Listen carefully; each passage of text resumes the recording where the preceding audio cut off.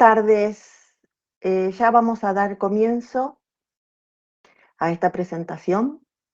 Les damos la bienvenida a todos los asistentes a este segundo encuentro del año 2022 del ciclo de charlas abiertas organizados por el capítulo Argentino de la SPWLA. Mi nombre es Marta D'Angiola, y sigo presidiendo durante este año orgullosamente este capítulo. Formamos parte de un equipo de evaluadores de formaciones de alto nivel profesional y fundamentalmente un excelente grupo humano. Estos son nuestros contactos y nuestro nuevo correo electrónico institucional, y tenemos acá una cuenta de LinkedIn a la cual pueden acceder y estar informados de todas nuestras actividades.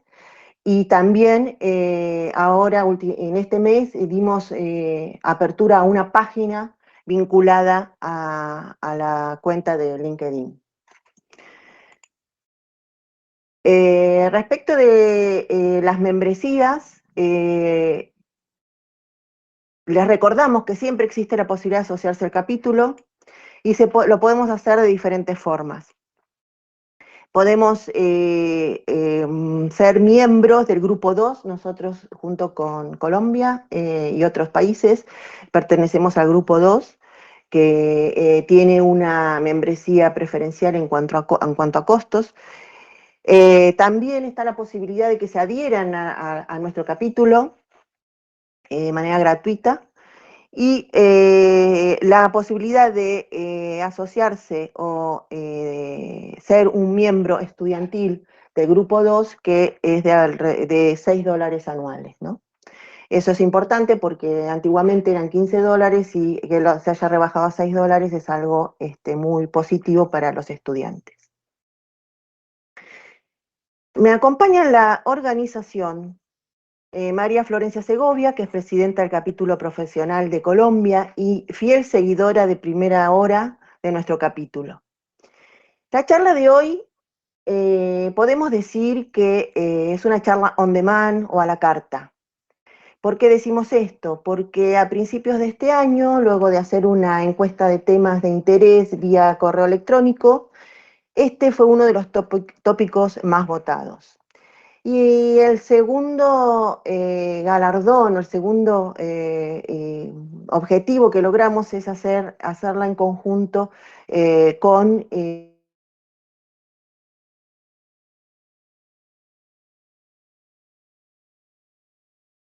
la charla es cómo encaja la evaluación de formaciones en la transición energética. Nos preguntamos y nos preocupamos como petrofísicos, como evaluadores de formaciones, qué vamos a poder hacer con toda esta transformación tan necesaria para el tema del calentamiento global y todos los problemas climáticos que está sufriendo nuestro planeta.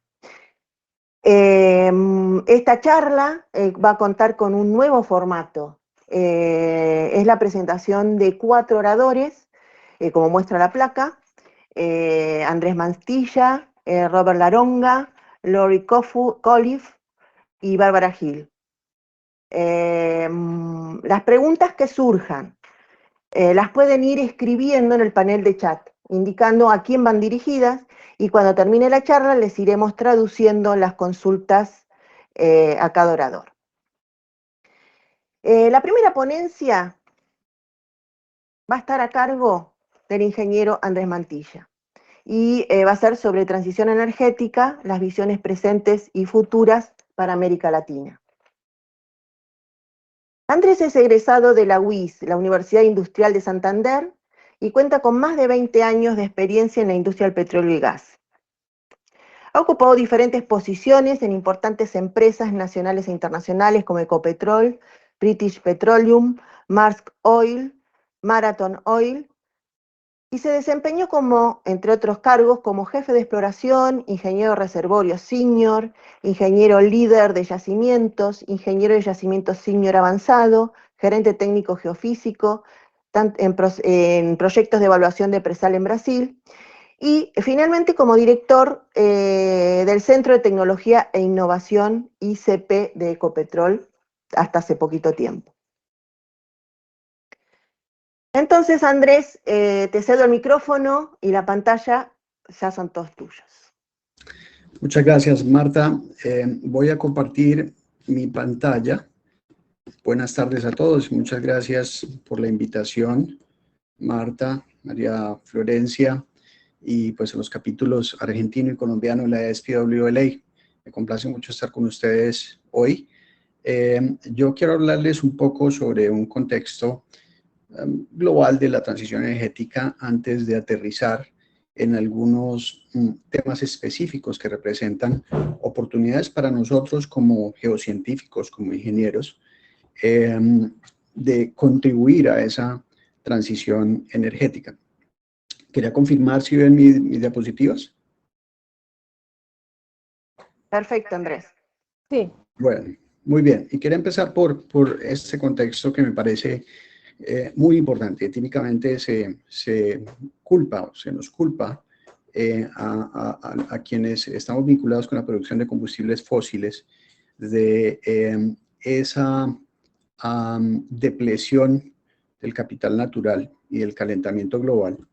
Pero en realidad yo quiero empezar por reflexionar sobre aspectos pues, que tienen que ver mucho con la cultura de sobreconsumo, de sobreproducción, de sobreintercambio de bienes entre países y de un uso un poco derrochador de los datos y de la información. Y todo esto nos está llevando a esta situación de crisis climática realmente y de depresión del capital natural. Luego, si bien vamos a hablar de tecnología, vamos a hablar de aspectos muy técnicos hoy, quería empezar por reflexionar que las soluciones no son solamente técnicas o tecnológicas, sino que son una combinación de tecnología, de decisiones políticas y regulatorias, pero ciertamente tenemos que empezar por un cambio de cultura, por un cambio de actitudes. Entonces, empezamos a ver que diferentes organizaciones empiezan a analizar qué se requiere para llegar a cero emisiones netas en el 2005.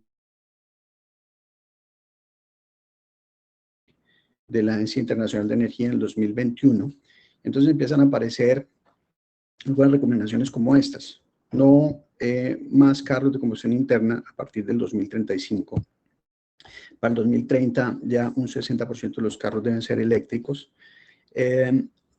No puede haber nuevas plantas de carbón que no tengan sus emisiones abatidas, ese es un concepto muy importante, y no se deberían aprobar nuevos desarrollos de petróleo o de gas o nuevas minas o extensiones de minas de carbón. Miren estas cifras. Al 2030, 150 millones de toneladas de hidrógeno de bajas emisiones, 435 al 2045, un crecimiento exponencial bastante ambicioso. 4 gigatoneladas de CO2 capturadas al 2035 y prácticamente el doble al 2050. Empiezan a aparecer también propuestas como estas del Oxford Net Zero Initiative, donde empiezan a hablar del Carbon Take Back Obligation. ¿Qué quiere decir esto? Cualquier empresa que venda combustibles fósiles debe certificar que una fracción de todo el CO2 que van a generar esos combustibles fósiles debe ser secuestrado, debe ser almacenado geológicamente. Eso va a generar todo un mercado en caso de que esto se vuelva un mecanismo a nivel global, donde los gobiernos van a exigir unos certificados de almacenamiento de carbono, y entonces se va a desarrollar pues, toda una industria del almacenamiento geológico del CO2, y se necesitan todas unas cadenas de valor que involucran a los productores de los combustibles fósiles, pero también a las plantas industriales que los usan y que podrían capturarlo. Y empiezan a aparecer las promesas, los compromisos de empresas a nivel mundial. Aquí está el ejemplo de Ecopetrol, donde al 2030 Ecopetrol se compromete a reducir en un 25% las emisiones netas de carbono de alcance 1 y 2, eso quiere decir las emisiones directas y las emisiones de las fuentes de energía que se utilizan en esos procesos extractivos y de refinación y de transporte de la empresa o de sus filiales. Y al 2050 la meta es aún más alta, es un 50%, perdón, un 100% de abatimiento de las emisiones de alcance 1 y 2 y una reducción del 50% de las emisiones totales. Eso quiere decir alcances 1, 2 y 3, e involucran las emisiones que generaría la quema de sus combustibles fósiles. Luego, metas bastante ambiciosas, y por ello es que se empiezan a desarrollar agendas de investigación y desarrollo. Este es el ejemplo un poco de cuál es la agenda que estamos llevando en el Centro de Tecnología e Innovación de Ecopetrol, que dirigí hasta hace poco, donde pues claramente la solución tiene que ser una combinación de múltiples formas de lucha, donde una de ellas, por supuesto, son las soluciones basadas en la naturaleza para capturar CO2 en ecosistemas, también la captura de CO2 en procesos industriales para convertirlo a productos valiosos o para almacenarlo en el subsuelo o utilizarlo en procesos de recobro. Por supuesto, la cadena de valor del hidrógeno, que tiene el potencial de descarbonizar las industrias intensivas en calor y de ser útil para el transporte, particularmente el transporte de carga pesada de larga distancia, bien sea verde o azul. Y entonces ahí la electrólisis para la producción de hidrógeno verde a partir del agua y energías renovables pasa a ser muy importante. Pero puede haber otras rutas como la biomasa, otros renovables, más allá de los que se han vuelto muy competitivos, la fotovoltaica y la eólica, entre ellos la geotermia, las corrientes oceánicas, las olas, los gradientes de salinidad o de temperatura de los océanos, pueden ser muy importantes porque son energías que pueden hacer parte de lo que se conoce como el base load. Son energías que no tienen la intermitencia que tiene la fotovoltaica y la eólica, y por supuesto la producción de materiales a partir de moléculas del petróleo, porque recordemos que el problema son las emisiones de CO2, no necesariamente las moléculas de petróleo. Si podemos fabricar polímeros, fibras, materiales compuestos a partir de moléculas del petróleo, pues vamos a poder seguir haciendo una producción competitiva del mismo. Entonces me voy a enfocar un poco en los temas de captura, utilización y secuestro de carbono, porque es una de las tecnologías que tiene gran potencial medido en gigatoneladas para remover emisiones de carbono, evitar que se vayan a la atmósfera o inclusive removerlas de la atmósfera y secuestrarlas a partir de una tecnología que se conoce como captura directa. Y es importante porque cuando uno analiza las diferentes opciones que existen para abatir las emisiones en la industria, y esa es la curva que está en rojo, se da cuenta de que el último 25% es muy difícil de abatir a costos que pues no quiebren a las empresas.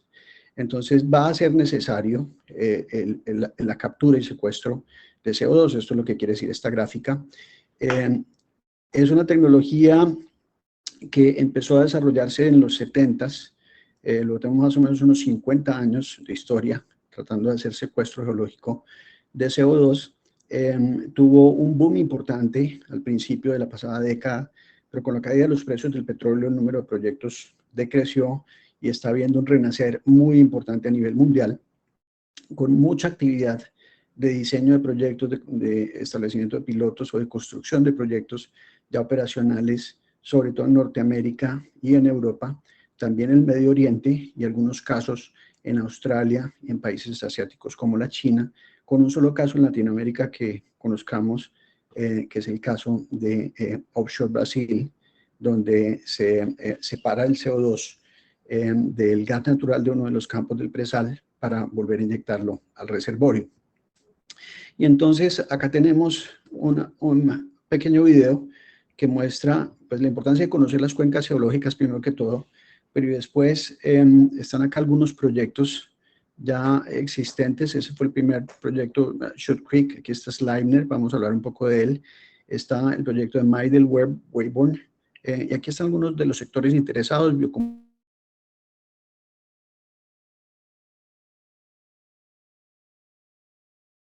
el sector de hidrógeno, los sectores industriales que quieren agruparse para formar hubs. Aquí está residuos, almacenamiento, aquí está el nuevo negocio de almacenamiento y la tecnología de captura directa del aire. Esto en las geografías de Norteamérica, del Medio Oriente y de Europa, tratando de almacenar en basaltos, como en este caso, utilizarlo en recobro o en acuíferos salinos, aquí en estos colores amarillos, o en campos depletados. Luego, la destinación puede ser múltiple. Como ustedes ven, pues muchos proyectos que están en planeación. Entonces, pues lo importante es el secuestro por lapsos de tiempo que puedan llegar a los miles de años o más. Como ustedes ven acá, esta es una gráfica de diferentes mecanismos, el mecanismo estructural y estratigráfico de entrampamiento por roca sello, el mecanismo de entrampamiento por fuerzas interfaciales, el de solubilidad en el agua y en el aceite residual, y el entrampamiento por mineralización. Y entonces, ustedes ven que el mecanismo dominante, por supuesto, es el de entrampamiento similar al que ocurre con los hidrocarburos por roca sello. Entonces, ¿en dónde empieza a entrar la evaluación de formaciones? Acá vemos un ejemplo de inversión sísmica y de modelamiento de física de rocas, donde claramente a partir de información de registros se ve que si uno logra obtener un buen atributo de densidad, de bulk density, a partir de inversión sísmica, pues va a poder mapear muy bien esa roca sello y esos baffles, esos sellos intraformacionales que pueden existir. Otro aspecto importante donde la evaluación de formaciones juega un papel crucial es la interpretación de registros de imágenes para identificar fracturas inducidas, estimar el tensor de esfuerzos y junto con el mapeo de las fallas que puedan hacer los geólogos, hacer un modelamiento geomecánico tendiente a determinar si puede haber algún riesgo de pérdida de contención del CO2 debido a esfuerzos cambiantes. Ustedes saben que cuando uno empieza a inyectar un fluido en el subsuelo y si hay cambios en la presión de poro, pues eso altera el tensor de esfuerzo y puede llegar a que algunas de estas fallas puedan desplazarse y generar un sismo, como se ha visto en algunos de los proyectos. Por supuesto, la caracterización del reservorio también es importante. Aquí vemos un display donde tenemos rayos gamma, tenemos resistividades, tenemos densidad neutrón, y se ve un claro cruce aquí en el densidad neutrón. Este es un yacimiento de gas que está siendo considerado para almacenamiento de CO2 en Holanda, en una arenisca continental. Y acá vemos entonces información de núcleos muy importante para determinar, entender esas variaciones verticales. Aquí vemos que hay unas zonas que también son de arenisca en la parte inferior, pero que son más arcillosas, mientras que en la parte superior pues vemos zonas con permeabilidades de varios darcis. Y todo esto es importante para definir en dónde inyectamos el CO2 en el reservorio y qué tipo de variaciones o de desplazamientos pueden darse con el flujo del CO2 a través del reservorio. Entonces, muy importante entender los análogos también. Este es el caso de un sistema progradacional, donde ustedes ven que aquí al frente de este afloramiento existe una arena mucho más masiva, mientras que tenemos unas variaciones laterales hacia la derecha que nos indican que este sistema progradacional pues tiene unos sellos internos dentro del potencial reservorio, el potencial almacenador de CO2, que pues deben ser considerados en todo el modelamiento y las simulaciones que se hagan. Y esto es importante porque entrando a uno de los casos de los que les quiero hablar, que seguramente algunos de ustedes conocen muy bien, es el caso de Sleipner, es el proyecto de almacenamiento geológico de carbono más largo del que se tenga conocimiento. Esto es en el Mar del Norte, donde tenemos justamente un sistema progradacional y ustedes ven aquí en la parte inferior esta línea negra representa el pozo, es un pozo desviado y hace la inyección a la base del yacimiento y el CO2 empieza a desplazarse verticalmente, encuentra algunas barreras verticales al flujo, pero en algunas partes, ya sea por fracturamiento, por discontinuidad de esas barreras, logra migrar hacia capas superiores y va cubriendo todo el yacimiento.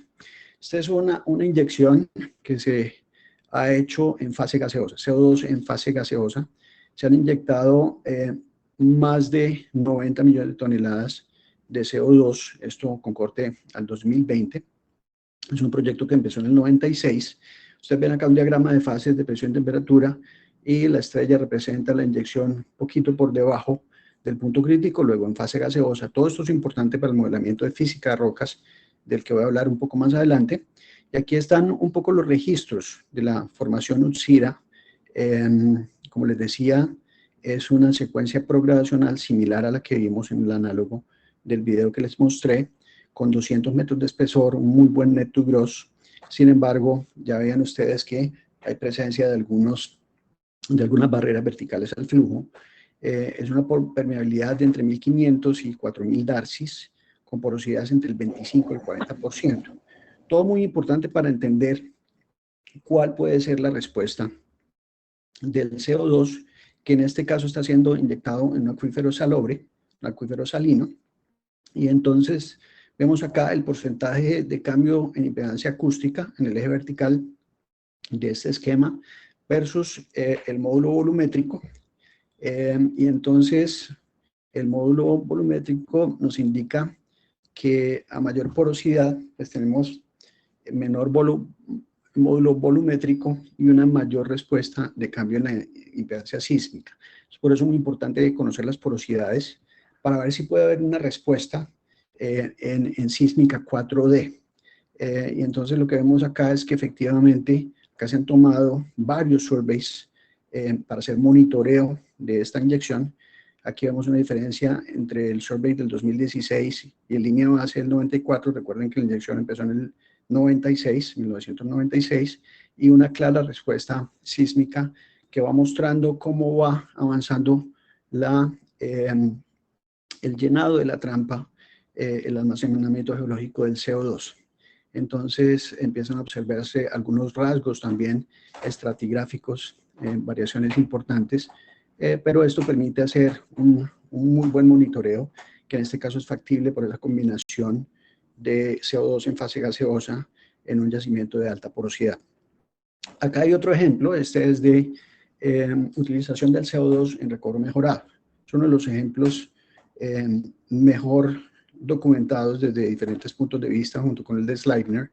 Esto viene de una planta de gasificación en Dakota del Norte, donde se producen combustibles sintéticos, y se trae hasta aquí, hasta estos campos de Midale y Weyburn, ya en Canadá, a través de oleoducto, de CO2 ducto, por así decirlo.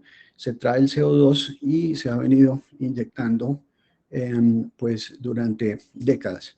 Entonces, esto tiene la ventaja de que se puede generar un recobro incremental de petróleo. Ese recobro, en este caso, está documentado en un 15% hasta ese momento. Ustedes ven acá un sector, un patrón, que es justamente donde se ha hecho el monitoreo sísmico. Y aquí es importante entender, de nuevo, si el CO2 se inyecta en fase gaseosa o como CO2 supercrítico. Este es un caso de modelamiento en Colombia, donde hemos estado estudiando qué oportunidades hay para hacer CCUS. Y acá ven ustedes que inyectando CO2 en forma gaseosa, en condiciones subcríticas, pues se logra un pequeño recobro incremental, porque digamos que lo óptimo en EOR es inyectarlo a condiciones supercríticas, a condiciones de miscibilidad con respecto del petróleo, pero en este caso es imposible por el gradiente de fractura. Entonces, un pequeño incremento del factor de recobro, pero un almacenamiento importante de CO2 en un yacimiento que ha estado en producción hasta alcanzar un factor de seguridad del 80% de la presión de fractura. Entonces, un modelamiento es muy importante, y entonces el cambio en impedancia que se puede esperar para un caso de agua que está desplazando petróleo versus un caso de CO2 desplazando petróleo o desplazando agua, son respuestas muy diferentes. Entonces, el entendimiento de todo esto es lo que permite interpretar casos como este en Maideo, regresando a ese caso de estudio, donde acá lo que vemos son diferencias en amplitudes a lo largo de ese patrón donde se adquirió sísmica 4D en varios momentos. Entonces, con respecto a la línea base, ustedes ven cómo la anomalía de amplitud va creciendo. De pronto no se alcanza a ver muy bien, pero hay unas líneas verdes que son los pozos inyectores horizontales y hay unas líneas negras que representan los pozos productores horizontales. Entonces ven cómo esas anomalías de amplitud van creciendo a lo largo de los inyectores. Esta es una mapa de pull-up o pull-down abajo del reservorio y se ve pues claramente también que hay una anomalía sísmica allí claramente identificable. En este caso de inyección en carbonatos, también con porosidades significativas, también fue posible entonces hacer ese monitoreo sísmico. Y el modelamiento de física de rocas fue muy importante para todo ello. Y acá vemos en ese caso documentado también la sismicidad inducida. Entonces, por eso, cuando hay picos de inyección, que es la curva roja más clara en este gráfico de la izquierda, pues se observó en ese campo que había un número de sismos inducidos que eran detectables y que fueron registrados, y por eso el modelamiento geomecánico es también tan importante. Yo creo que con eso cierro, Marta, y muchas gracias de nuevo por la invitación.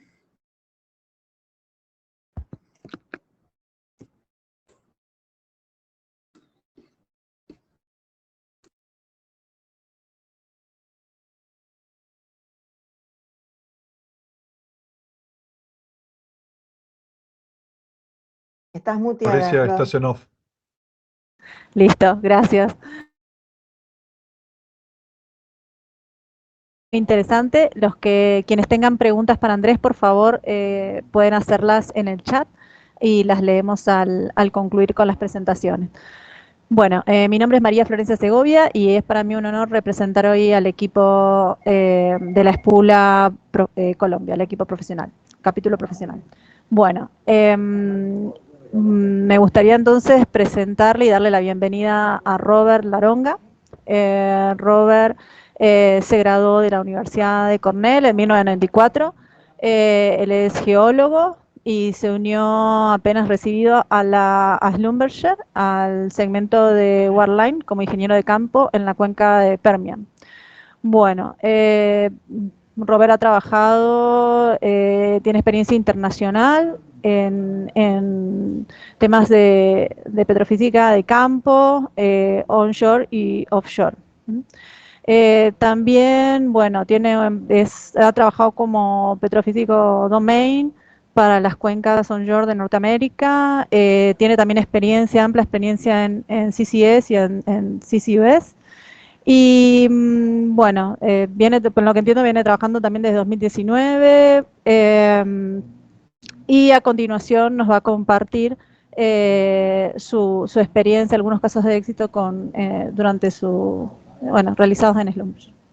Bueno, welcome, Robert. Thank you.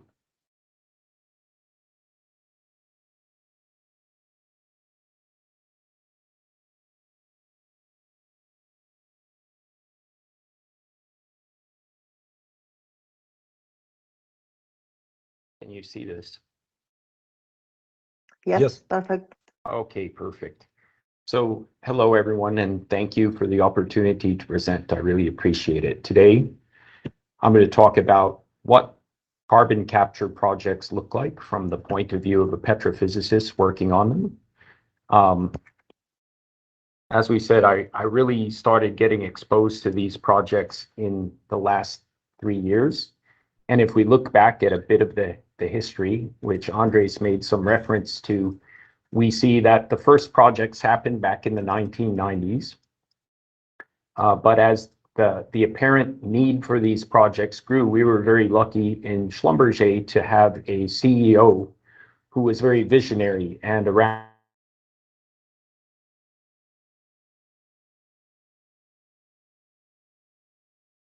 a surge in projects initially, some very quiet years during the teens, And more recently, this is on the way up. And I would say this figure needs to be updated. You may be aware we've had some very favorable legislation passed in the United States, which has increased the carbon credits for both usage projects, being EOR, and for aquifer storage projects. I expect very soon we'll have a version of this slide that says 100 plus. As it is right now today, about 1/2 of my time gets spent related to carbon storage projects here in the United States. So the stuff I'm going to talk about today didn't just get invented. You can imagine it evolved over a long time from the projects that Schlumberger's been involved in. Those of you that have worked in other parts of the industry will see some things that are in common with enhanced oil recovery projects, underground gas storage projects, and even with unconventionals. But everything has a little twist to it. So many of you have probably worked unconventionals and studied geomechanics to figure out how to better frack rocks. In these projects, we study rocks to figure out how not to frack them. And so that's the twist. So everything has a little twist to it. I'm going to focus mainly on what makes these projects different because we have very little time to really do a detailed presentation here today. This is just a taste. So one of the big things is that compared to typical exploration and production for oil and gas, we have multiple targets for evaluation. We may have more than one zone, reservoir zone, where we're considering injecting carbon dioxide to store it. But we must also spend time evaluating the seals, and in some cases, even the rocks below. In addition to that, we have an acronym here in the United States, and I apologize for that. USDW stands for Underground Source of Drinking Water. And loosely, the administrative limit on that is 10 kppm total dissolved solids. So any aquifer having less than 10 kppm total dissolved solids needs to be protected per regulation in the US. And so there is also data gathering to be done on these aquifers. At the end of it all, what we're trying to do is collect the right data to feed calibrated, dynamic, and fully coupled models, which not only look at hydraulic processes, but also look at what's going on mechanically, chemically, and even thermally as we're storing CO2. And as you begin to understand some of the subsurface risks with these reservoirs, it will become apparent that you have to do all of that. Unlike oil and gas, where you mainly model the hydraulic processes. Over the years, managing these projects, we've developed our own project lifecycle management stage gate decision-making process. It looks a lot like the E&P process, but again, to highlight the differences, one of the big differences is that we have an obligation to make sure that the CO2 stays put and doesn't get out. And so after we've finished injecting and we've closed the wells, typically in the E&P world, we're done. But in carbon capture, we're liable for a period, typically 50 years in the United States, to make sure that the carbon stays put. And so there is a burden of time-lapse monitoring that begins right before the first injection and runs throughout the entire project, all the way through the post-closure site care phase. Looking into the subsurface now, this is really where I usually get involved when we drill a well and we start logging and coring and looking at samples. We've divided the subsurface challenges into 5 main categories. So the first question is there enough storage there to meet the project goals? And that might not be as simple as it seems. And there's a number of things we need to measure. These are just a few. What you'll notice is at the end of each of these pieces, there's a dynamic model. And dynamic modeling is absolutely necessary to manage the risks associated with these projects from a very early phase and to get the right answers.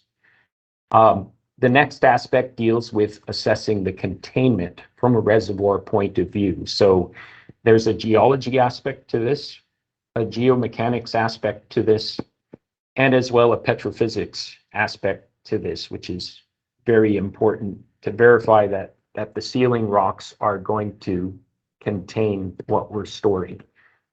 There's also a containment aspect that deals with well integrity. So obviously selecting the right construction materials, making sure that legacy wells are secure, and finally, time-lapse monitoring of the wells to make sure that they stay in good condition in what is likely to be a corrosive environment. Injectivity is another challenge, establishing it, maintaining it. And then finally, we have the monitoring phase, where the big goal here is to make sure that injected volumes go where they're supposed to go, stay where they're supposed to stay, and to assure no harm to the environment, and thus protect the social license of the facility to keep operating. So I'll go into the petrophysics now. I would say, especially since the unconventional chapter in our industry's history, we've gotten really good at evaluating porosity. And obviously, when deciding where to go to store CO2, porosity would be one of the first things we look at.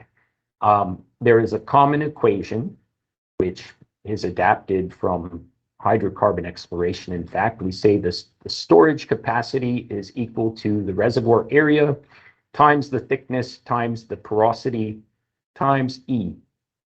What is E?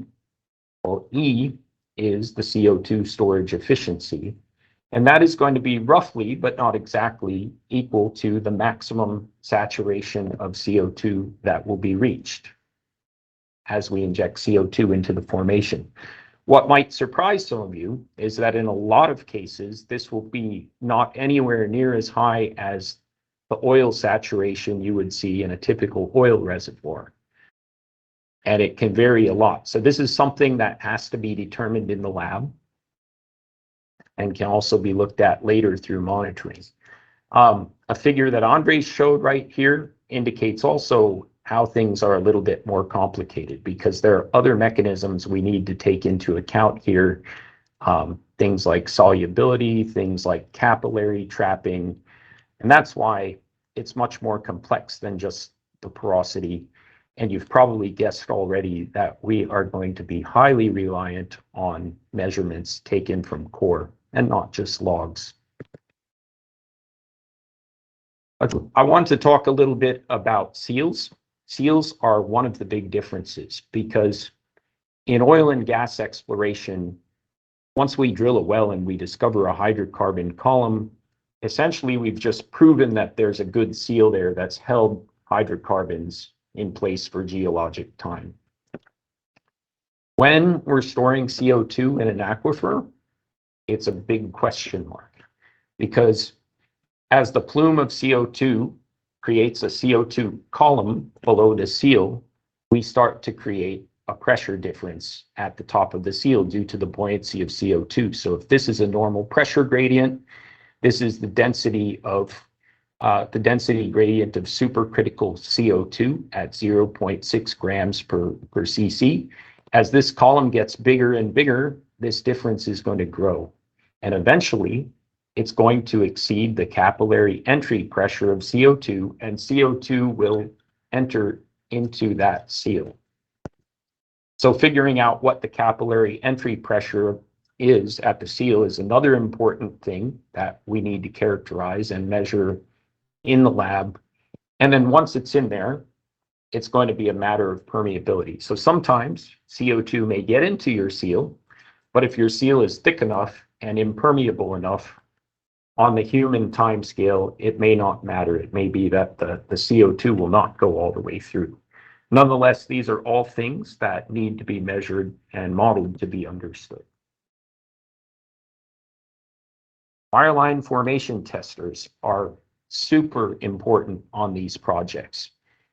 To start with, you will do an incredible amount of fluid sampling, in particular water sampling, which can be really difficult, especially when the well is drilled with water-based mud and you have some water-based mud invasion. There are several reasons why we need water samples. The first is to provide geochemical baselines of the aquifers and the zones above the injection zone for later monitoring comparison. Another reason would be to sample the reservoir itself to get some stock fluid to do laboratory experiments for CO2 interaction. And so there are many challenges to this and many pieces of technology you need to assure clean water samples.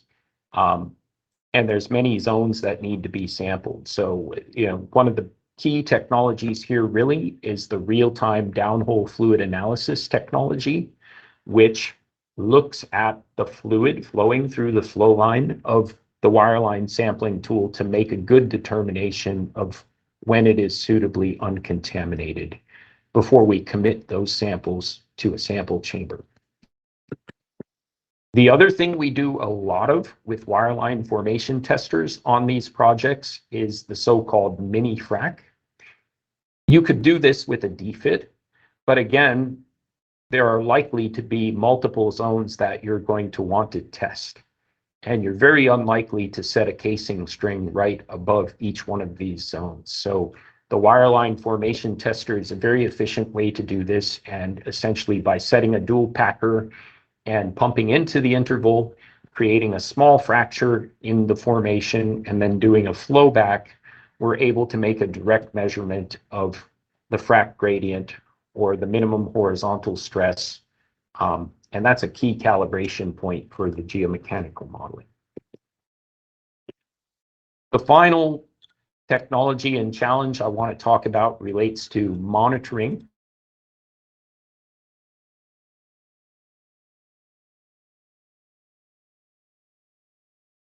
You're mute. Sorry, Robert. Yes, you're mute.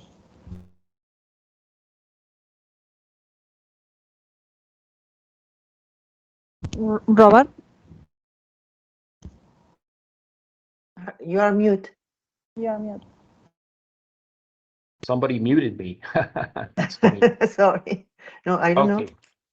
Okay, so let me go back to the beginning of this slide. The last slide I will present is on monitoring, and would say that monitoring happens on these projects at many different scales and in many different places. But let's focus in on the wellbore and the subsurface and the monitoring of CO2 saturation by time-lapse methods. So for this, one of my personal favorites, being a petrophysicist, is the pulse neutron tool. And if we use a modern generation pulse neutron tool, it's really a benefit because we have multiple measurements that are sensitive to the formation CO2 saturation. So we typically record a baseline log, and that's shown here, the interpreted baseline log before any injection starts. And so we'll record the initial state of porosity, the initial state of sigma, which is neutron absorption driven by chlorine in the formation. And with newer generation tools, the fast neutron cross-section, which is directly sensitive to the volume of supercritical CO2. In this particular example, we have 12 time-lapse runs over about 9 years, during which time 500,000 tons was injected. You see where injection started, and the perforations, by the way, are here and here. The cap rock is way up above the top of this log. And this was actually a very good log because nothing too unexpected happened here. But we see the CO2 saturation increase and stabilize almost right away after the start of injection. And then over here, when injection stopped in this well, it's not too long before the plume moves away and water moves back into the pore space. And so Besides monitoring the vertical extent of the plume, we can make some very interesting observations with this type of log. For instance, whether supercritical CO2 has moved up the annulus through some kind of a breach in the wellbore integrity is something we can see with this type of log. Once the saturation stabilizes, we can look at it. And if you remember on the first slide, the storage efficiency that we talked about earlier, which we measure in the lab in the beginning, we can verify and validate that now by looking at the saturation of CO2 at the wellbore. And then finally, after shut-in, as the plume moves away, again, the saturation stabilizes. What we're looking at there, guys, remember we said there's multiple trapping mechanisms. This is CO2 that remains trapped by capillary mechanisms. So there's really a lot we can get out of these tools.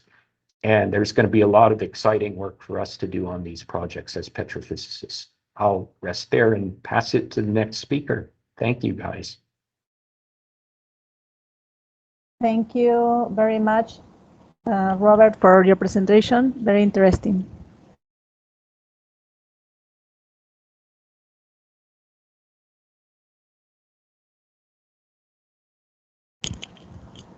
Okay. Ahora, a continuación, Lori Cowliff nos compartirá su experiencia también. Lori es geocientista de investigación aplicada del equipo de CSI, Ciencia Computacional para Ingeniería y Energía, en la empresa Halliburton Landmark. Lori tiene 10 años de experiencia en la industria.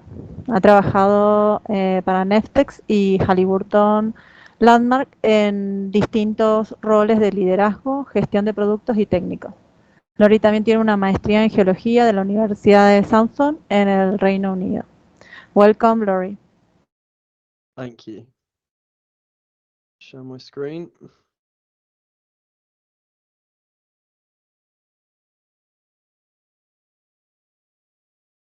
Perfect. Perfect, thank you. Apologies for speaking in English. My Spanish is definitely not good enough for a technical presentation.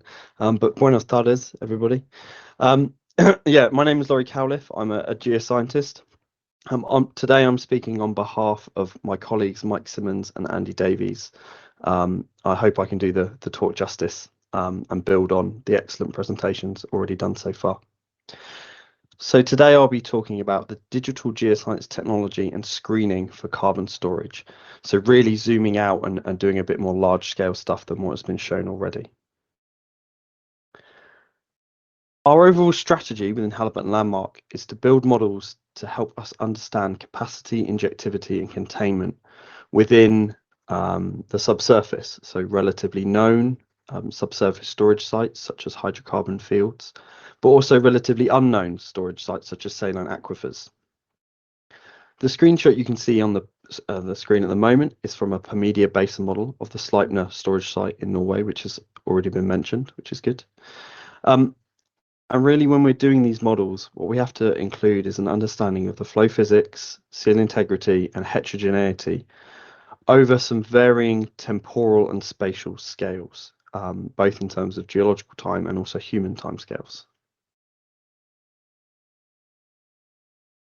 We know that heterogeneity is important in carbon storage. We can see some cool pictures of sandpack experiments from Travessian et al.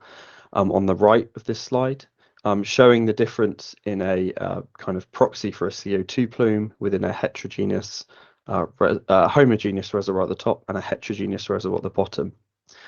And what we think we need is a level of heterogeneity to allow plume migration and dissipation away from the injection sites, just like our previous speaker was saying, yet whilst needing a level of heterogeneity that contains the plume in the subsurface.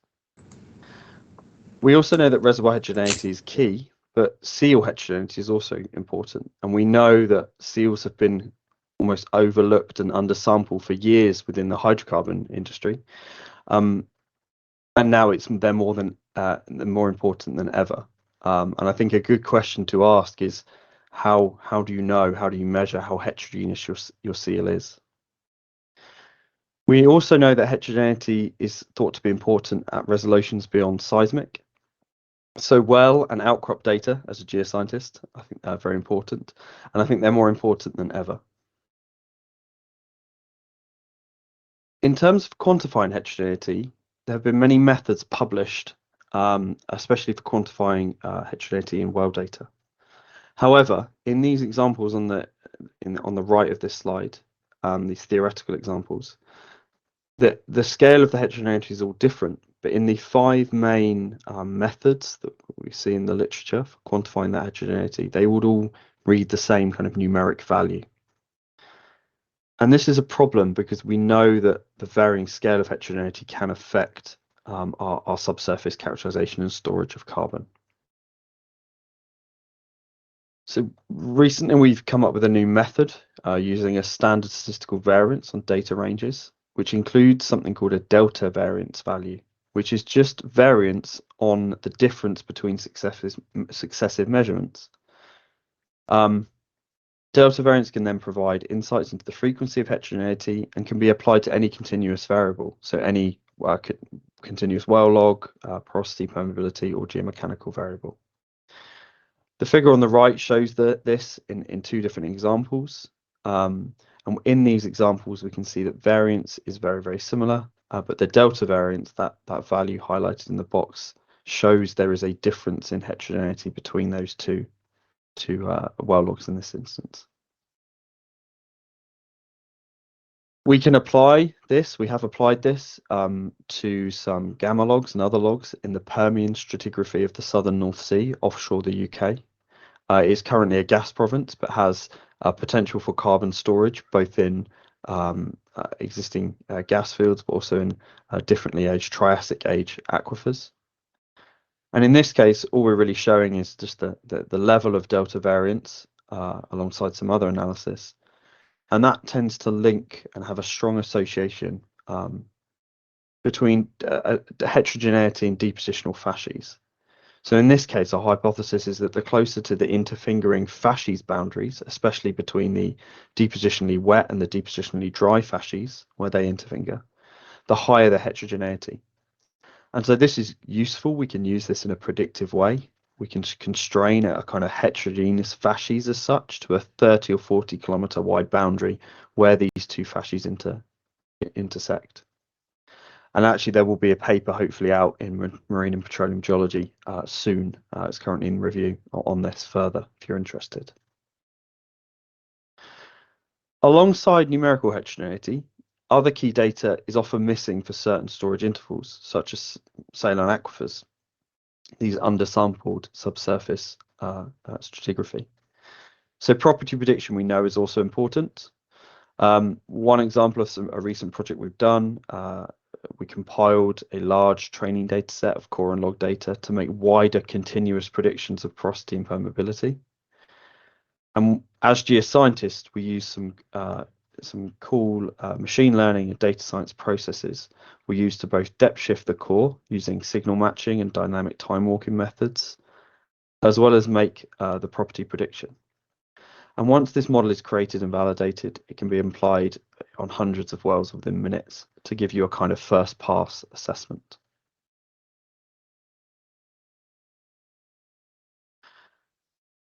Access to quantitative heterogeneity alongside quality such as porosity and permeability, and also the thickness of the interval, can then be used to help identify advantage reservoirs for carbon storage.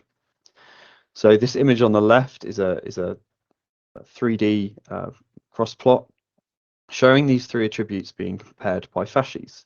And in this example, just to take one of them, we can see that the dolomite facies, which is to the top of this plot, has the lowest heterogeneity, but also the lowest porosity and thickness.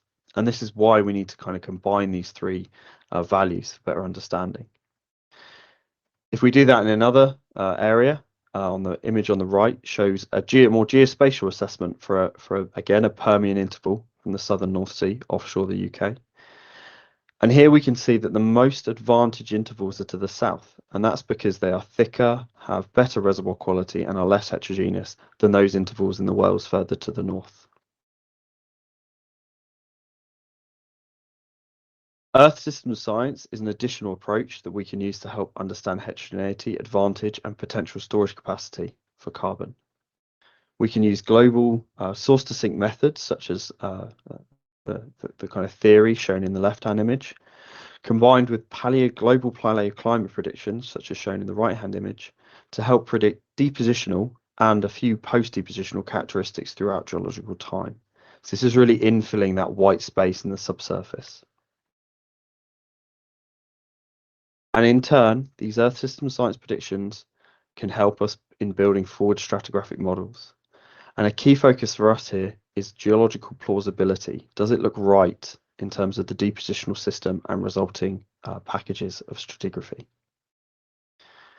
A range of geological plausible forward stratigraphic models can provide a really strong scientific method of predicting into white space, for example, our saline aquifer issue, alongside a well-rounded assessment of probability and uncertainty, something which is often missing in workflows, especially geoscience workflows.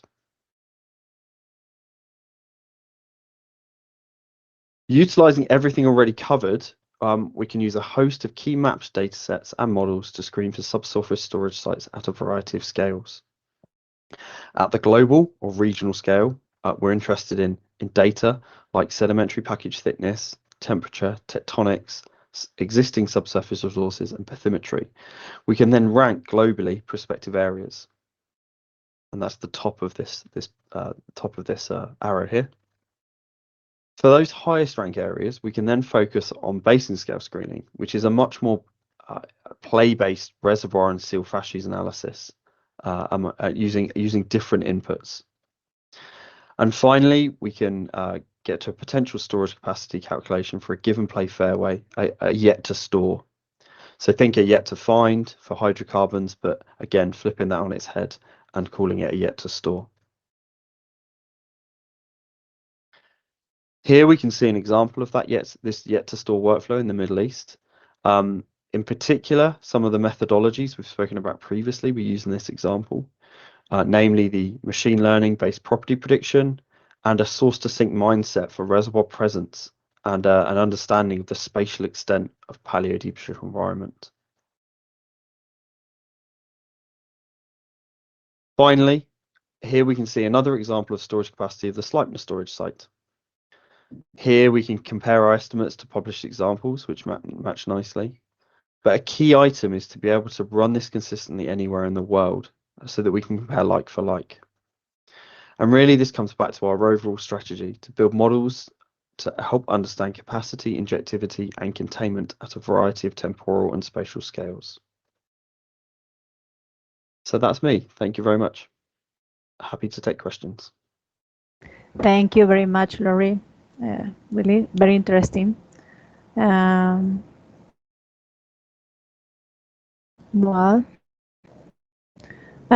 we continue with Bárbara.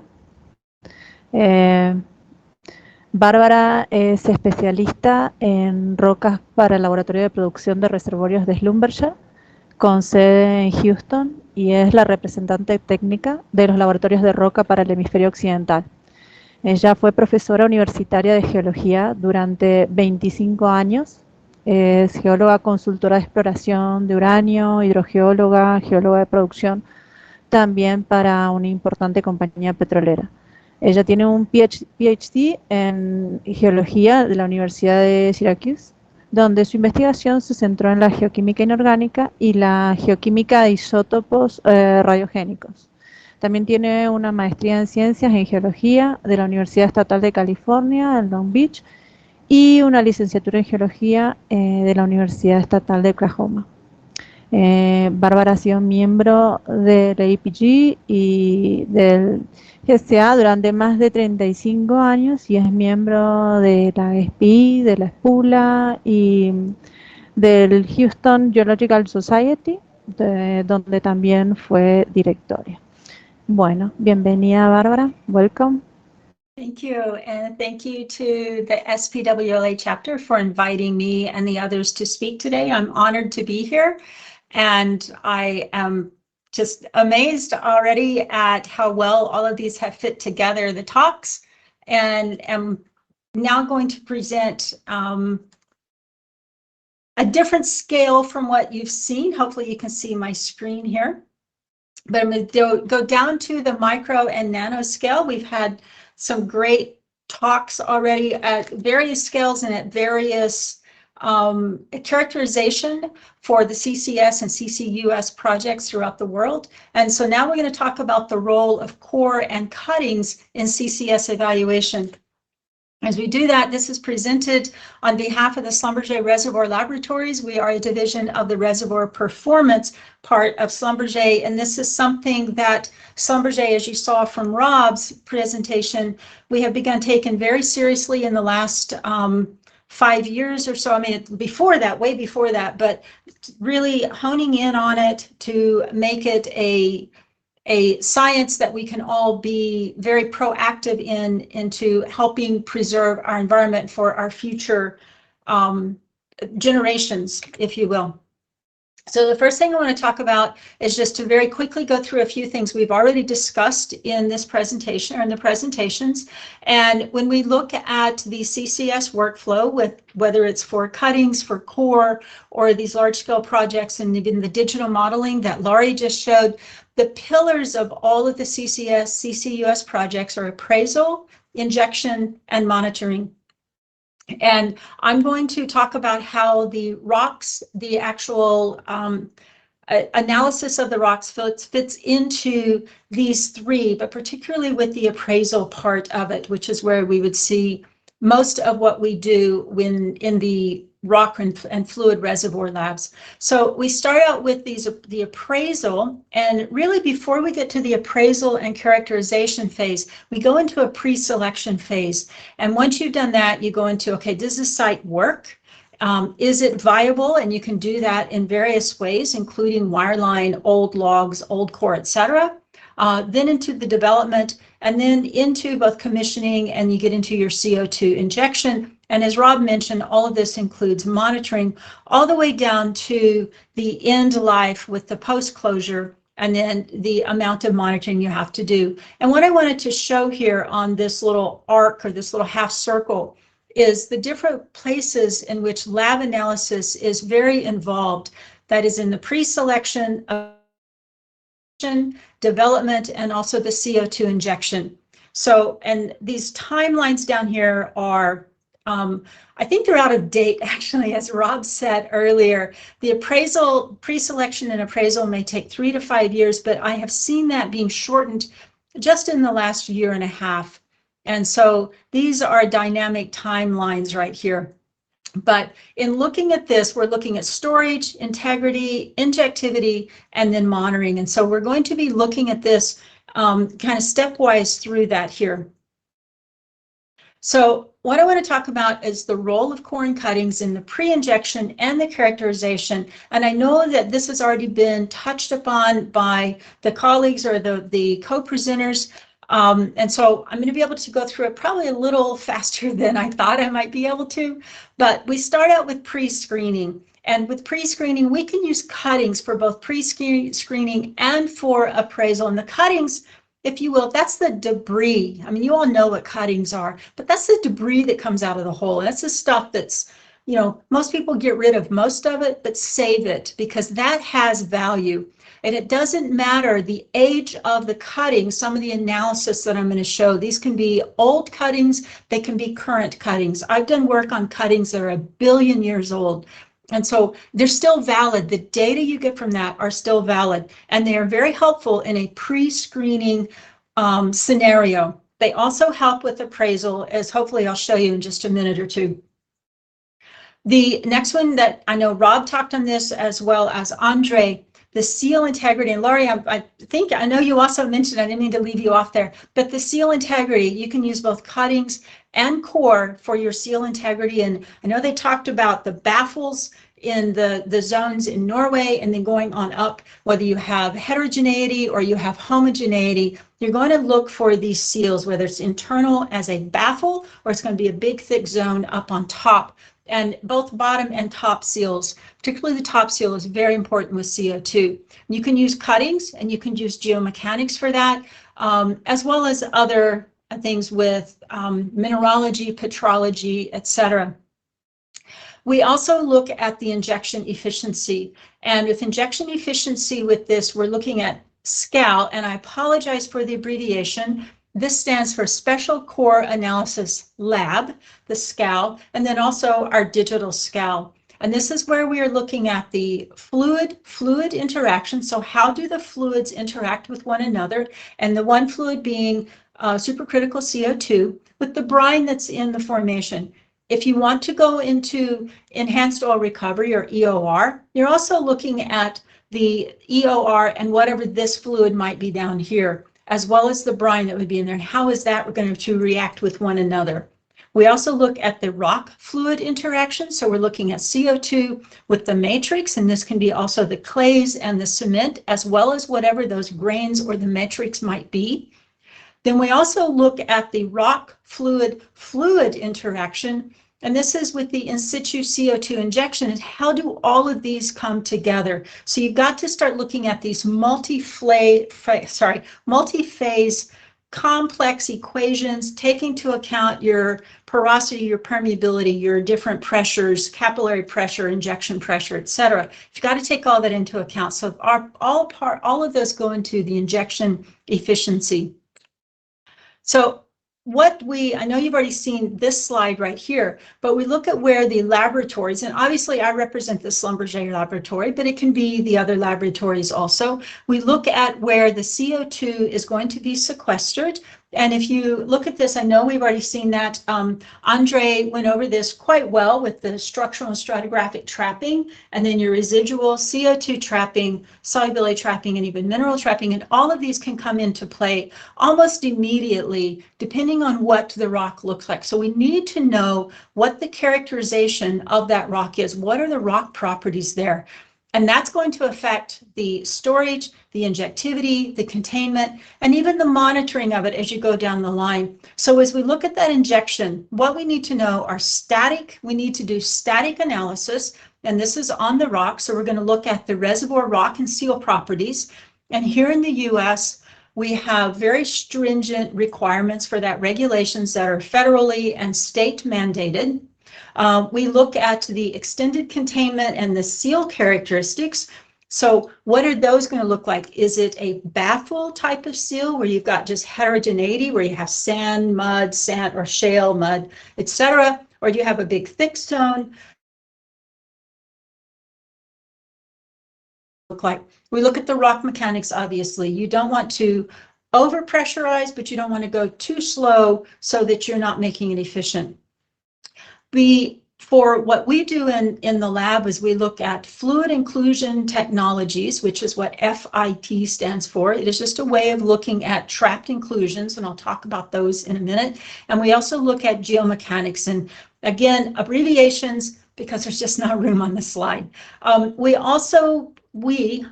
For a lab or anyone considering this, needs to look at the fluids, and these are the fluids, especially with the CO2. The first thing you need to know is how pure is your CO2. You need to know what the chemical composition of your CO2 is, because different rocks can take either pure, or they can take it with other additives, or not additives, but other natural components to it. But you need to know what's in there, because those different components will react differently with the minerals that are in the rock, particularly with these clays, some of the clays that you will have in there as either a cement or as part of your matrix. We look at the CO2 solubility and the brine compatibility, and then CO2 with your carbonic acid, and what's going to happen with that when you start to have mineralization or you start to have dissolution with that. So we need to look at all of these together. This is all static measurements that are done in a lab on the fluids in the rock. Rob talked about the fluids. You do a lot of analysis of that. And then we also would look at the rock as well, because they are interrelated when you're dealing with CO2 sequestration. For the dynamic properties, we would look at the rock fluid interaction, so CO2 fluid sensitivity and the compatibility with the rock, and we would change the stress and the temperature effects. And as we saw from particularly Andre and Rob's talk, what happens when you change things in here. So you need to model that, because it's going to change when you put it into the subsurface.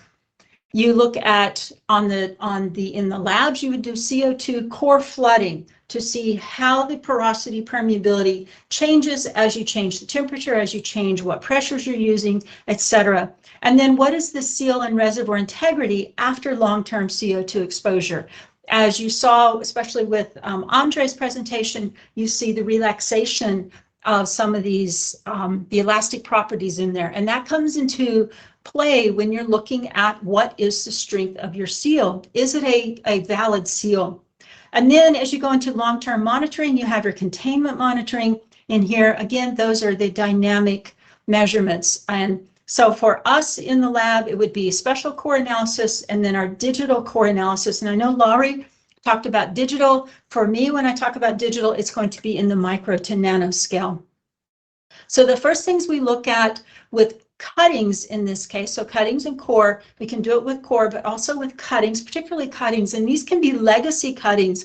As I said earlier, it doesn't have to be current, it can be old. So if you have a site that you're thinking about, but you don't want to spend the money to put a science well in there, find the cuttings that you can in the area. You can do analysis on those cuttings, and they can give you a quick screen to let you know if you're going to spend several $1 million to go ahead and keep going forward with this, or you can nip it in the bud very quickly without spending a lot of money to do a screening process or in doing the screening process.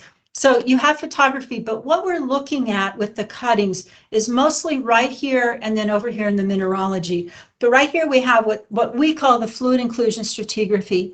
And what we're looking at are little bubbles that have formed where minerals, if this is a grain right here and you've got fluid flowing over it, you've got little perturbations in here on these grains, and you have cement forming over these, and that cement will trap fluids in here, and we want to know what's in those because it represents the fluid that used to be flowing through the rock. Why that's important is it gives us an analysis of the trapped oil, the water, and the gas in the rock material at any age. And what we're looking for is not necessarily what's particularly in those fluids, but we're figuring out whether or not it is an effective seal by seeing if we can see the same pattern as you go up the wellbore. So right here we have C1, which is methane, and C7. So you got the methane in here, you got this track right there. If this is repeated here, whatever's in between is not a seal. But look right there. You can see methane, but then you see really nothing. You see your C7, I think we're looking at C7. You see your C7, but there's nothing there. So right in here, you're not seeing the methane repeated, and in this area, you're not seeing the C7 repeated. So this zone, or something right in this area, is a very effective seal. And then you start to get maybe a recharged zone up here from another source. But between here and here, you have something that's acting as a barrier. It's acting as a seal. And that's just from the old fluids that we're looking at. It tells you that you could look at this further. But if you have C1 all the way up and some of the C4, C7 all the way up, if you thought there was a seal in there, there's not. There's most likely not, and it's not worth the money mostly or most likely for you to pursue it. So it is a seal effectiveness or the failure of a seal that we're looking at. We can also look at the water salinity, and Rob mentioned the water salinity with respect to the underground storage drinking water. In the US, we have a criteria of 10,000 parts per million total dissolved solids, and if it is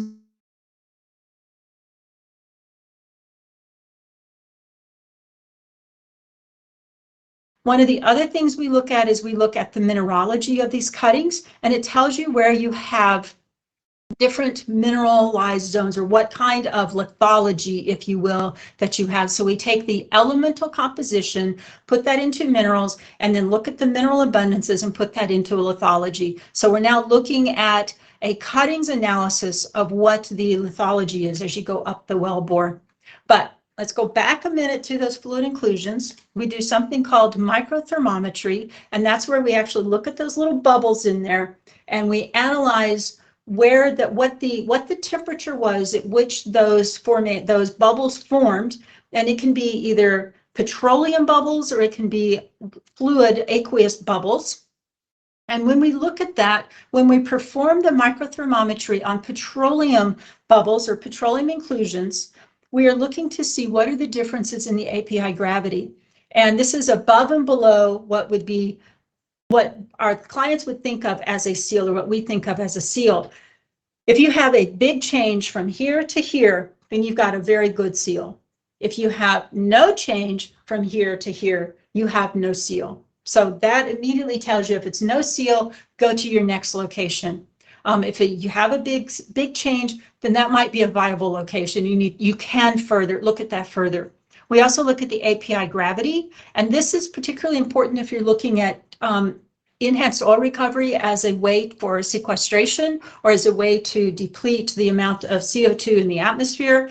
If you have API gravity that's greater than 25, you can have miscible flooding with the CO2. If you have API gravity between 13 and 22, then it's immiscible. And so from that, you can just figure out whether or not you're going to have a viable area potentially for EOR. If you have inclusions that are fluid or aqueous inclusions rather, and you look at a difference in the salinity between above and below the potential zone, just like with the API gravity, if there's a big change, you've got a good seal or a perfect seal. If there's no change, there's no seal, and you have a selective change, a leaky seal in between. If the salinity of those bubbles is greater than 10,000 parts per million, then that area is suitable for injection, but if it's less, then it's not suitable. So you want to look, you can immediately say, nope, that spot's not going to work, let's move on. Or maybe we can spend more money and look at this longer.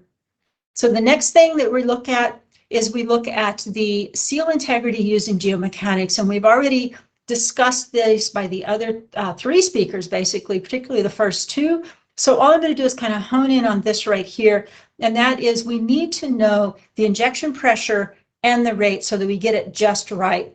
If you put too high a pressure, too high a rate, you're going to break that seal and break the caprock, and you're going to have CO2 escaping. If you do it too low, it's not going to be economic. So we try to find that sweet spot in between. And all of that goes back to what happens when you have CO2 in the formation up against these seals. What kind of reactions are you going to have? And as we've seen before, you're going to have this relaxation in here that does change the property of the rocks. And in keeping that in mind, we then have to look at what happens, what truly happens when you put this type of scenario in there, when you start injecting into it.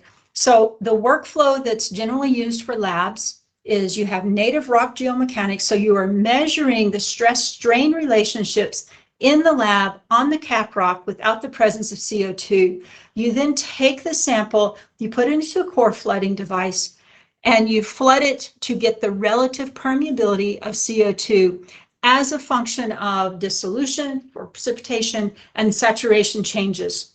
So then after the core flooding, you take it back and you look at it again in the geomechanics lab. At this point, from this part to this part, we are not taking it all the way to failure right there because we want to use the same sample. And then here, we can take it to failure or we can take it almost to failure and then repeat it again so that you see actually what happens over time to see how this stress strain, this elasticity models, the elastic properties of it change over time.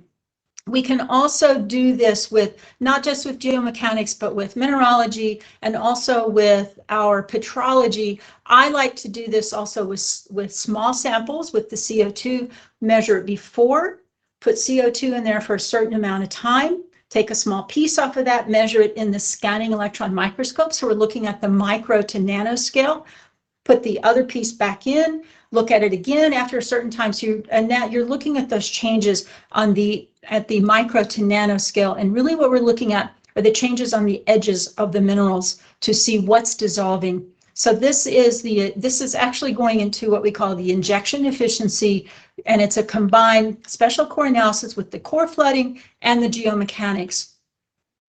The next thing that we look at, and I've only got a couple more slides here, is looking at the CO2 injection efficiency using digital special core analysis. And the challenges here with putting CO2 in the subsurface it's not that simple to model. It is something that we've been looking at EOR for a long time using CO2, but now we're looking at keeping it in the ground. And we have, as Laurie showed, it showed modeling, digital modeling of this, but it does require a lot of thought to get it right. And one of the things that you really need in order to understand it is to truly understand it at the micro and nano scale with the digital special core analysis. So what we do is we take a piece of the rock or the rock itself, we take the rock, we do relative perm on it, we look at the porosity, the permeability, the capillary pressure, etc. So we get all the baseline data as well as relative perm. So we'll run one experiment to get all that relative perm or all the relative data and the actual data. And then we will put that into a rock model using scanning electron microscopy to give us a 3D of the pores and the minerals. We do mineral maps, etc. And then we start to look at how all of these interact. What we have seen is that when you are doing just CO2 as a lab experiment, you have a lot of requirements to that. You have a high HSE, so you have high safety issues because you can get corroded equipment, you can have too much pressure. You also have issues when you're dealing with complex multi-phase systems. It's hard to tell exactly what's changing.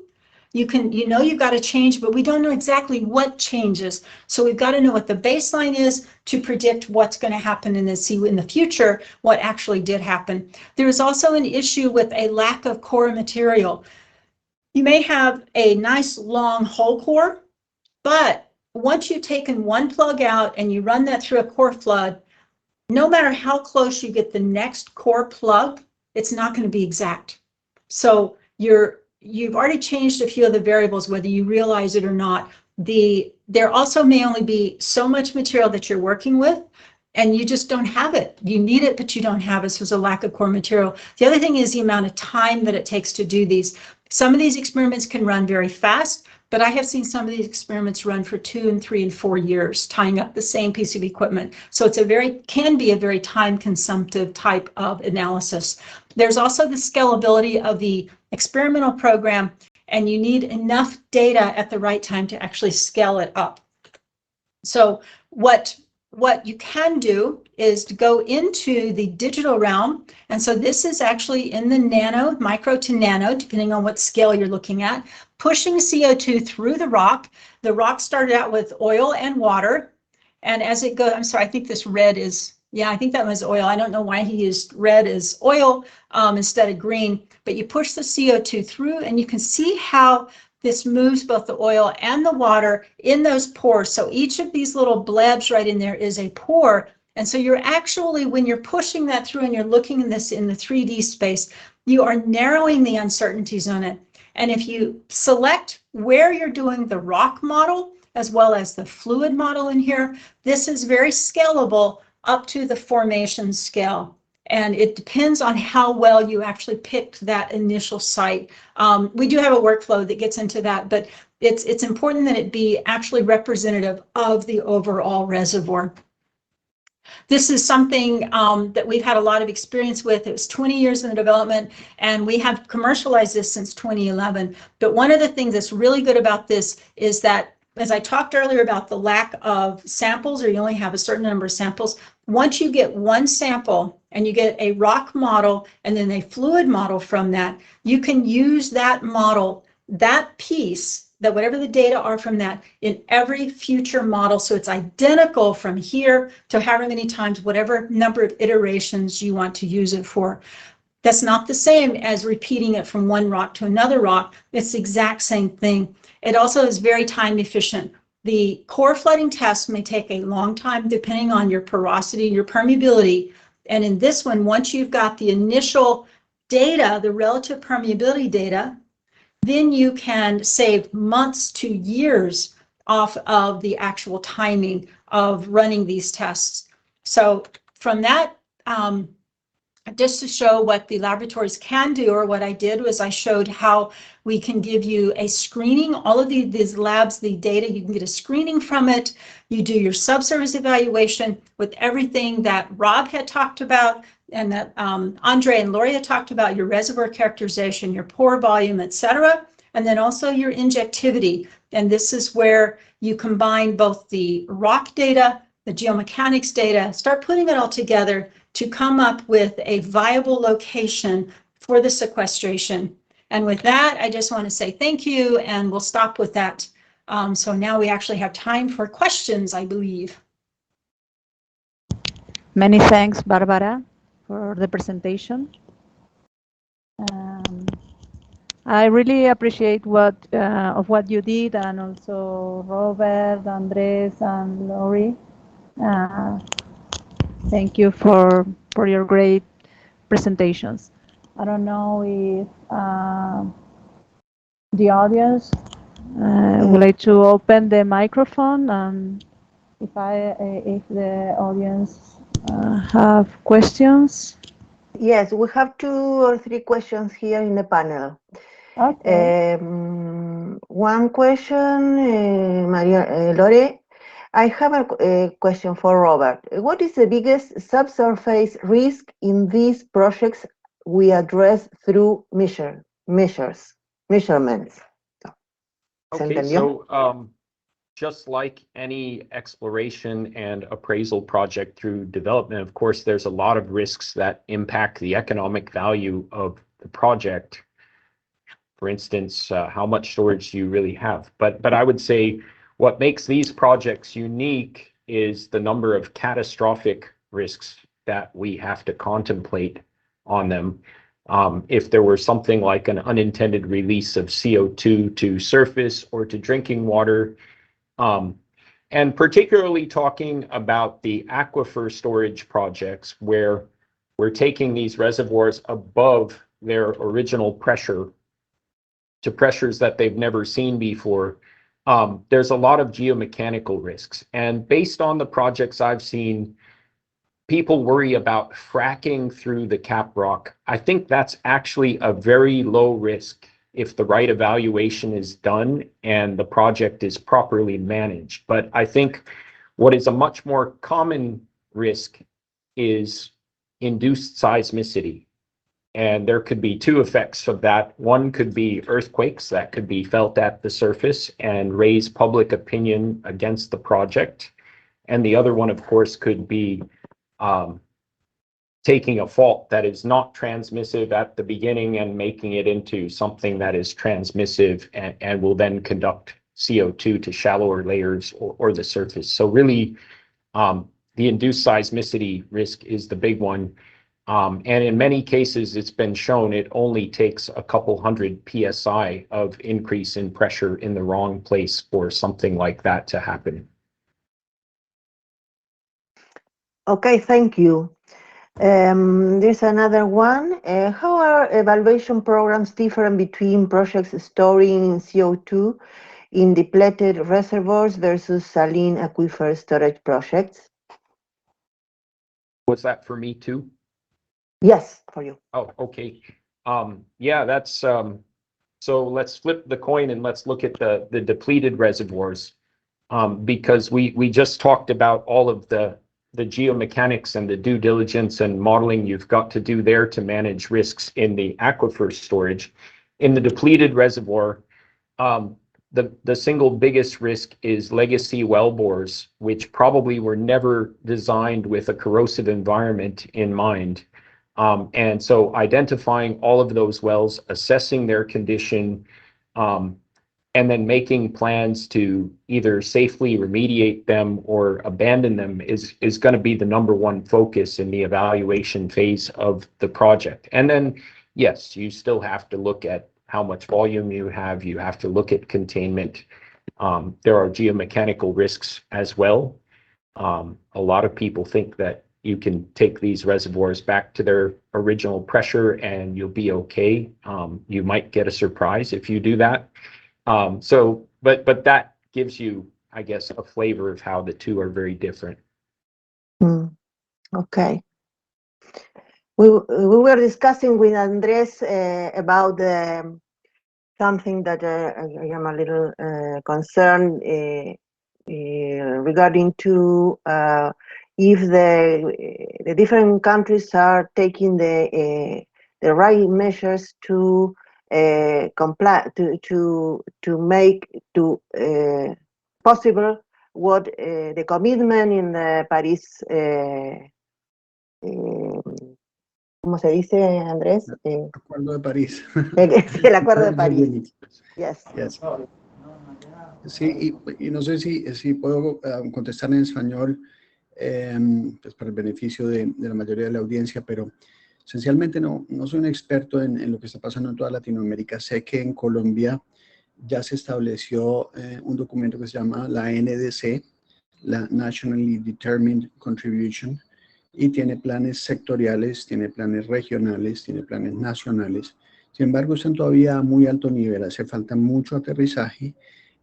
Hay empresas del sector oil and gas que están tomando pues, medidas para lograr tener unos planes creíbles desde lo científico y alcanzar pues, las metas tan ambiciosas que se han propuesto. Sin embargo, hay mucho todavía por hacer. Después está todo el tema de la discusión de la transición energética justa. Por ejemplo, en el caso de Colombia, pues solamente se estima que entre el 0.4 y el 0.7% de las emisiones globales que se han generado hacia la atmósfera en la época industrial provienen de Colombia. Sin embargo, pues estamos todos un poco en el mismo barco y con la necesidad de cumplir en la misma forma. Y pues claramente los recursos con los que cuentan nuestros países no son los mismos que se tienen en otras latitudes y particularmente en los países desarrollados. Entonces es una discusión grande donde pues ha habido algunos compromisos de financiación de los países desarrollados hacia proyectos en los países en vías de desarrollo que pues por un lado necesitan la energía, y por otro lado no han sido los grandes emisores, y por otro lado seguramente que las causales de emisiones no necesariamente provienen en su mayoría del sector emisiones, vienen de lo que se llama AFOLU, la categoría AFOLU, que quiere decir los cambios en el uso del suelo y los cambios en el uso del suelo. Y esas son las principales emisiones en Colombia debido a la deforestación. Luego, claramente en el país, los principales, digamos, medidas que se deben tomar urgentes son para evitar esa deforestación y esa pérdida de biodiversidad sin perjuicio de las medidas que se tengan que tomar desde el sector industrial. Gracias. Bueno, y para terminar, habíamos hecho otra pregunta respecto a la parte litológica, ¿no? Yo le preguntaba a Lori y a Bárbara el tema de si las rocas volcánicas o las rocas magmáticas pueden llegar a ser buenos reservorios para entrampamiento de CO2. Y bueno, ahí contestó Bárbara que se están haciendo algunos trabajos en basaltos y que hay una bacteria que hace su trabajo para el secuestro del dióxido de carbono por mineralización en presencia de esta bacteria. Bueno, la verdad que I want to say thank you very much for the high level and for the high predisposition that all these professionals gave us a real school for us, and I hope that our audience could enjoy as much as me. Agradezco a los oradores, agradezco a Florencia y a los que estuvieron, que intervinieron para que esto salga con un cierto flujo porque eran muchos temas para desarrollar. Agradezco a Andrés, thank you Andrés, Thank you, Lori. Thank you, Robert. And thank you, Bárbara. Y muchas gracias a la audiencia y nos seguiremos encontrando en las próximas charlas y gracias por seguirnos y bueno, ahora vamos por geotermia, va a ser también a la carta porque también fue uno de los temas que también demuestra mucho interés y es parte de lo que también comentó Andrés en parte de su presentación. Como Petrophysics, como evaluadores de formación, aún en la transición energética, no se termina todo en el petróleo, y esto es un poco el mensaje que queremos dejar. Tenemos muchísimo trabajo para hacer, así que ya sea, cuando Andrés mostró las imágenes dije, ay, qué suerte, bueno, voy a poder seguir trabajando en esto. Así es.